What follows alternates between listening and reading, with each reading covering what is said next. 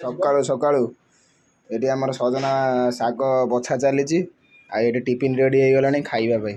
ଠିକ୍ ଅଛି। ଆରେ ଭାଇ ଜୟ ଶ୍ରୀରାମ, ମୁଁ ପ୍ରଭାତ ଆପଣମାନଙ୍କୁ ସ୍ୱାଗତ ଜଣାଉଛି ଆଉ ଗୋଟେ ସର୍ଟସରେ। ଆଜି ରବିବାର ଆଉ ଟାଇମ୍ ଆସିକିରି ହେଇଗଲାଣି 9:10। ଏବେ ଉଠିକିରି ମାନେ ଟିଫିନ୍ ଖାଇବା ଚାଲିଛି। 9ଟା ବେଳେ ଟିଫିନ୍ ଖାଇବା ହେଉଛି, ବୁଝିପାରୁଛନ୍ତି? ମାନେ ଛୁଟି ତ ସବୁ ଓଡ଼ିଆ ପଳରେ ସବୁ ଶୋଇପଡ଼ୁଥିଲୁ ଆଉ କ'ଣ କରିବା।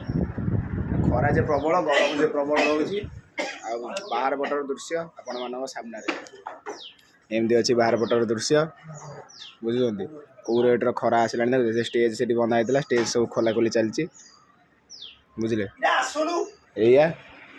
ଆଉ ଏଠି ଖାଇବା ପାଇଁ ପୁରା ବସି ପଡ଼ିଲେଣି। କ'ଣ ଖାଇବା? ଅଣ୍ଡା ତଡ଼କା, ଏଠି ରୁଟି, ଇଟିଲି, ଆଉ ଗୋଟେ କ'ଣ ପିଠା ନା ଇଟିଲି ନା କ'ଣ ସେଇଟା? ଏଇଟା ପିଠାଟା।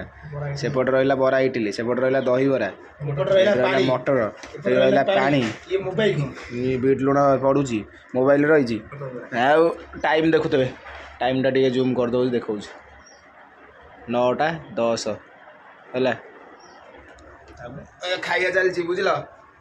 ଆଉ କ'ଣ କରିବା, ଖାଇବା ଚାଲିଛି, ବୁଝିଲ?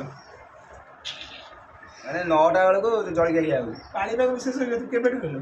ମୋତେ ଟିକେ କହିବି, ପାଣିପାଗ ବିଶେଷଜ୍ଞ କେବେଠାରୁ? କାହିଁ ପାଣିପାଗ ବିଶେଷଜ୍ଞ ମୁଁ କେଉଁଠୁ କହିଲି? ଟିକେ ଦେଖେଇଦେଲି ଆଉ ବାହାର ପଟର ଦୃଶ୍ୟଟା କେମିତି ଅଛି ଆଉ।